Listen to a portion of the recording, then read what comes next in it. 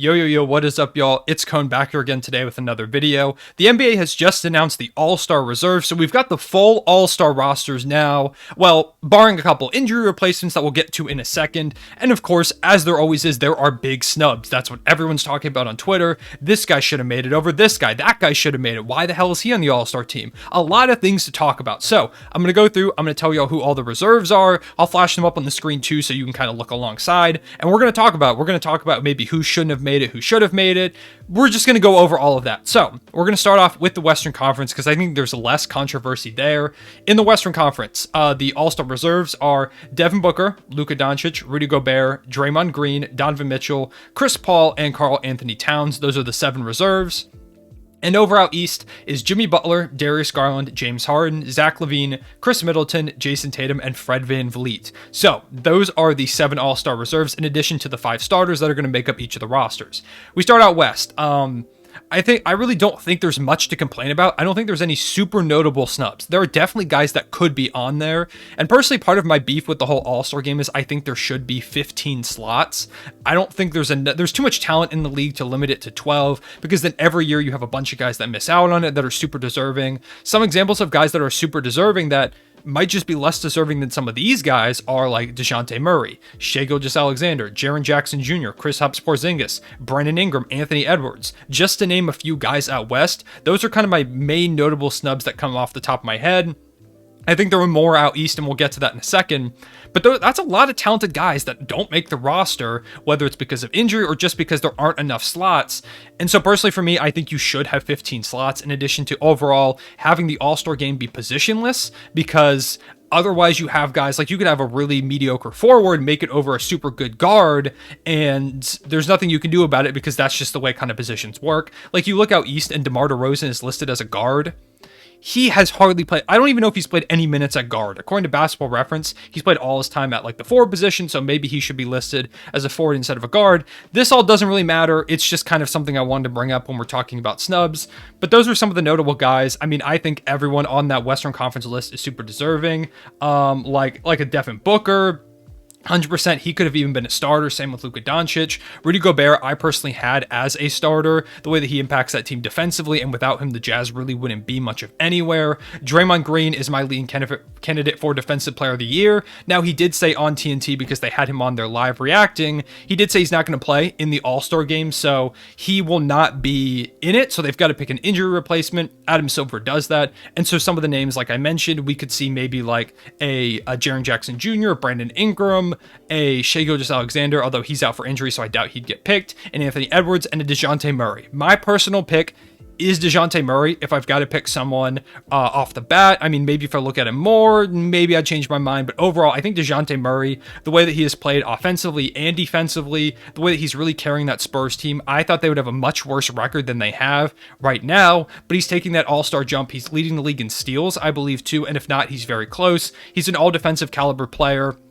Improved offensive consistency.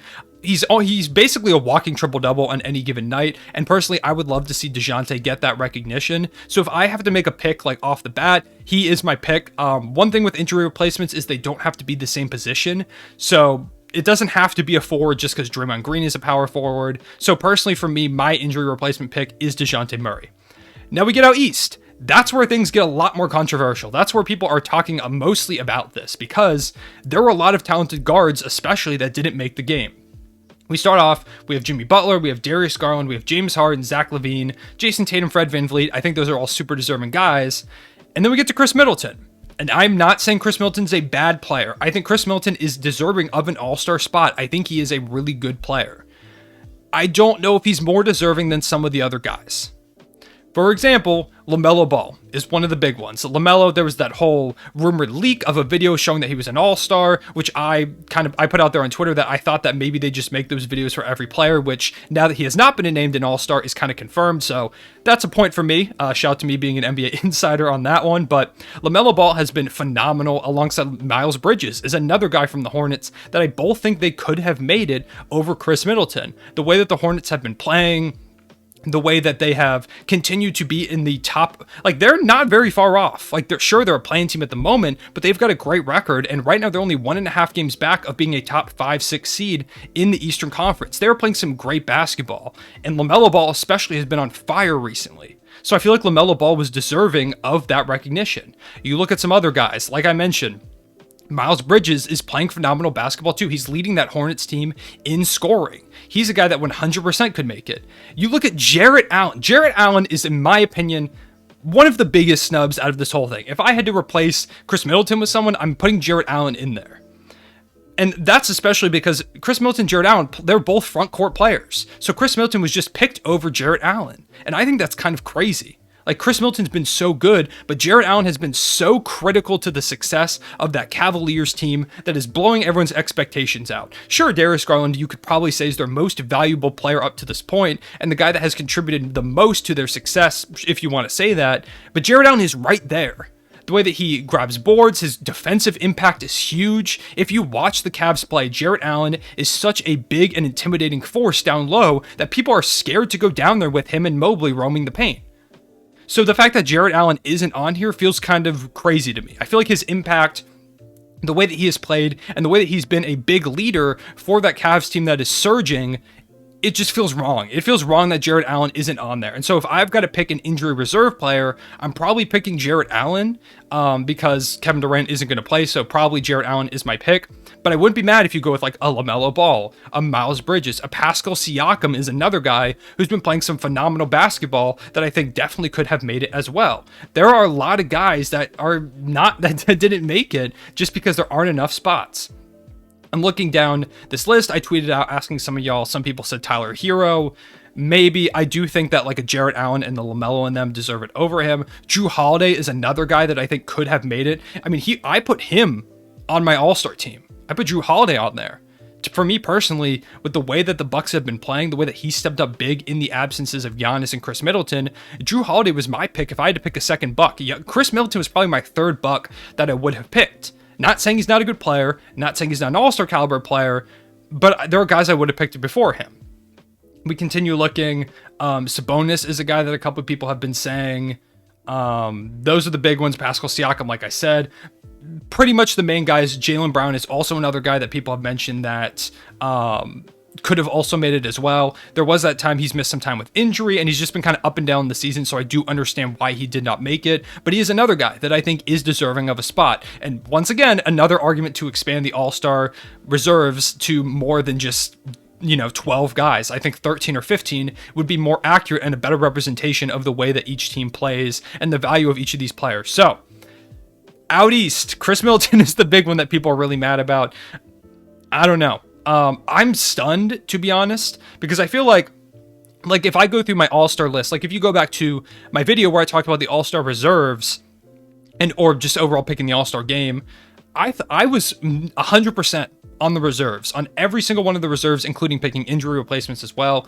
I was 100% except Paul George. Paul George was not on there. He's just missed a lot of time with injury, so that does make sense. I probably could have left him off, but So when I did pick injury reserves, I got all of the teams right, except Chris Middleton. I didn't see it coming. I was doing a live stream reacting. If you want to go back and watch that, you can go ahead and watch that.